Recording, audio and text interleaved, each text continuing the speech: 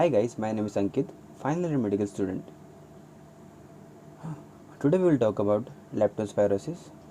Leptospirosis is a zoonotic disease of worldwide distribution caused by pathogenic spirochetes of genus Leptospira. Primarily, it is a disease of wild and domestic mammals. Man is infected either directly through contact with an infected animal or indirectly by water or soil contaminated with the urine of an infected animal. ये जो बीमारी है वो ज़्यादातर जानवरों में होती है और फिर जानवरों से इंसानों में आती है. So, it is a bacterial disease that affects human and animals. Leptum is thin and spirum is coil. It is a spiral bacteria and it is actually motile and it have hooked ends. Especially the person who works in sewer and waters who are in close contact with the animal urine are more prone to get infection. Leptospirosis consists of two species, Leptospira interrogans and Leptospira biflexa. Epidemiology. Leptospirosis is the most widespread zoonosis in the world. Reservoir of infection includes rodents, skunks, foxes, domestic livestock, and dogs. Human infection can occur either by direct contact with urine or tissue of an infected animal or indirectly through contaminated water, soil, or vegetation. Transmission may occur through cuts, mucous membrane, and possibly uninhabited skin. And there is also the tissue damage in leptospirosis, but the mechanism is not very clear.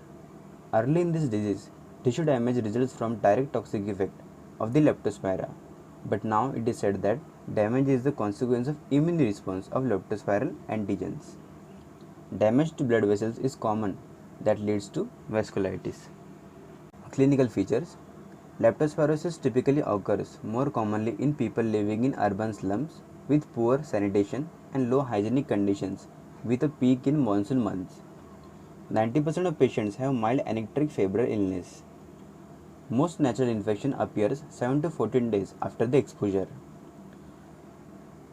Commonly encountered manifestations are fever, headache, myalgia, conjunctival suffusion, gastrointestinal symptoms like nausea, vomiting, and abdominal pain, cough, pharyngitis, lymphadenopathy, hepatomegaly, and skin rashes. Fever is usually high grade with chills and rigors. Headache is severe and it is retroorbital or occipital. Severe myalgias occur in most patients, the muscles of the thighs and lumbar areas being most prominently involved.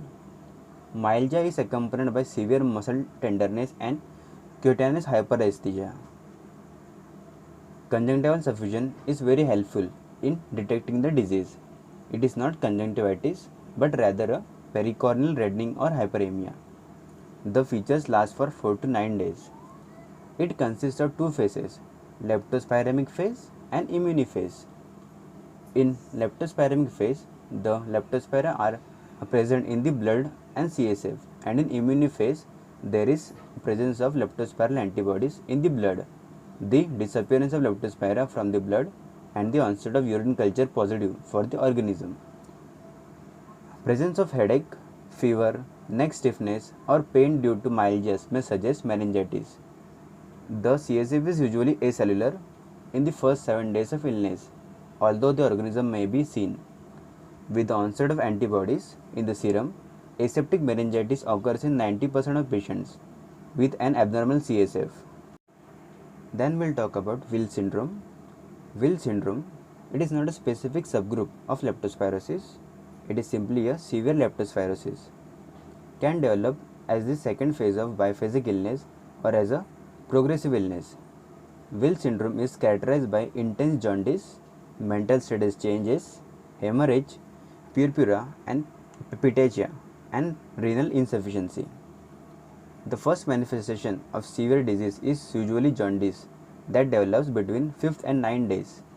Mostly it is due to cholestasis of sepsis. Renal insufficiency may develop concomitantly or later with progressive oliguria and renal failure from acute tubular necrosis. Hemorrhagic manifestations are common and include purpura and petechia appearing on oral, vaginal, or conjunctival mucosa. Other hemorrhagic manifestations include epistaxis, hemoptysis, gastrointestinal bleeding, hemorrhage into adrenal glands, and subarachnoid hemorrhage. Next, investigations. Urinary findings early in the illness includes microscopic hematuria, pyuria, and proteinuria. Total leukocytes count may vary, but neutrophilia of more than 70% is very frequent. Anemia may occur due to intravascular hemolysis, azotemia, and blood loss from hemorrhage. Hyponatremia is common, thrombocytopenia, and raised ESR. Liver function test reveals an elevation of SGOT and SGPT up to 5 times normal, conjugated hyperbilirubinemia, and raised alkaline phosphate. Marked elevation of bilirubin with mildly elevated transaminase are characteristic feature of Wills syndrome. Elevation of blood urea nitrogen and hyperkalemia occurs with renal failure. Levels of creatinine phosphokinase are elevated in 50% of patients in the first week of illness. This is helpful in differentiating the disease from viral hepatitis. Chest radiograph may show patchy bronchopneumonia and a small pleural effusion.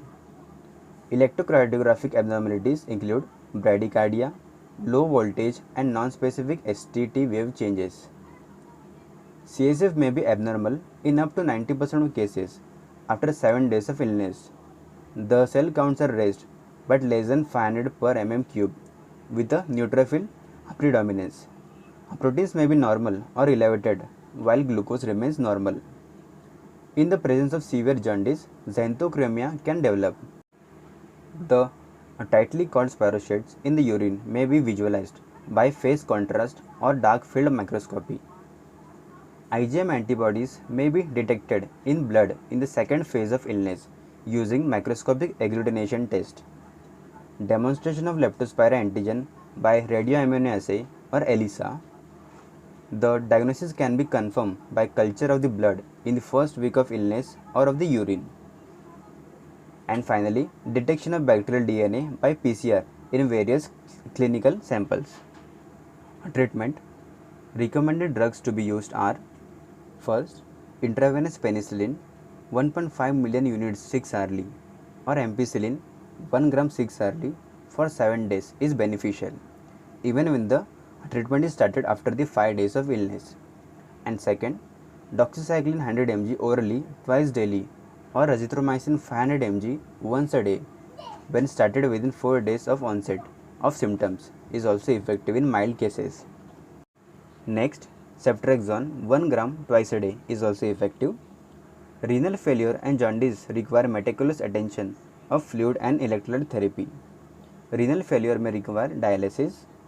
Exchange transfusion may be beneficial in severe hyperbilirubinemia. Anemia and thrombocytopenia may require blood component transfusion. So this is all about leptospirosis. Thanks for watching the video. Do like, share and subscribe. Thank you.